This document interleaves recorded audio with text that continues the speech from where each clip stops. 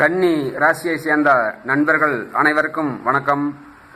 2020 வருடம் நவம்பர் மாதம், இந்த வருடம் நவம்பர் மாதம் 20ஆம் தேதி குரு பெயர்ச்சியாக உள்ளார். தனுசிலே இருக்கும் குரு மகரத்திற்கு செல்ல உள்ளார்.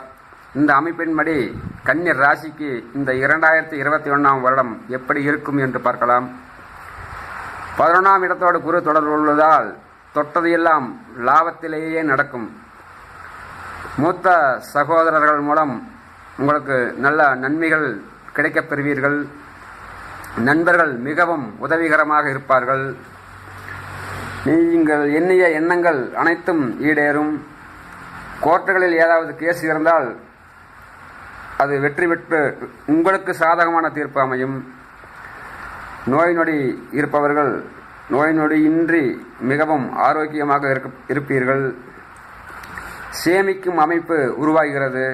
கடந்த காலங்களில் விரைச்செலவு ஏற்பட்டு கொண்டிருந்த கன்னிராசிக்காரர்கள் அனைவருக்கும் இந்த வருடம் சேமிப்பு, பேங்க் வைப்பு நிதி அதிகரிக்கும். எதிலும் சுலபமான வெற்றி கிடைக்கும். வெற்றி என்பது கடினமான உழைத்து கிடைக்கும் வெற்றி அல்ல. உங்கள் அதிர்ஷ்டத்தின் மூலம் இந்த வருடம் உங்களுக்கு வெற்றி கிடைக்க இருக்கிறது. ஒரு சிலர் பேங்கில் கடன் வாங்கி தொழில் செய்யும் அமைப்பு உருவாகிறது. வயதில் மூத்தவர்களுக்கு மருமகன் மருமகள் மூலம் ஒரு நல்ல ஆதாயம் கிடைக்க பெறுவீர்கள்.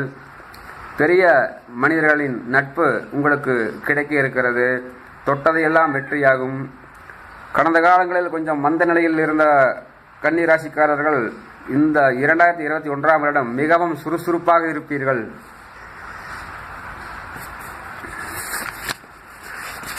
உங்களது 9ஆம் வீட்டோடு குரு தொடர்பு கொள்வதால் பணப்புழக்கம் அதிகரிக்கும். கையில் பண இருப்பு இருந்து கொண்டே இருக்கும்.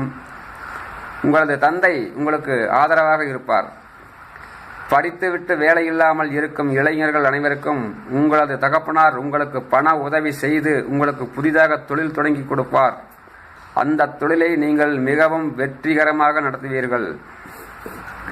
எதிலும் ஒரு நம்பிக்கையோடு இருப்பீர்கள். PhD ஆராய்ச்சி சம்பந்தப்பட்ட படிப்பு படித்துக் கொண்டிருக்கும் அனைவரும் படிப்பு இந்த வருடம் மிகவும் சிறப்பாக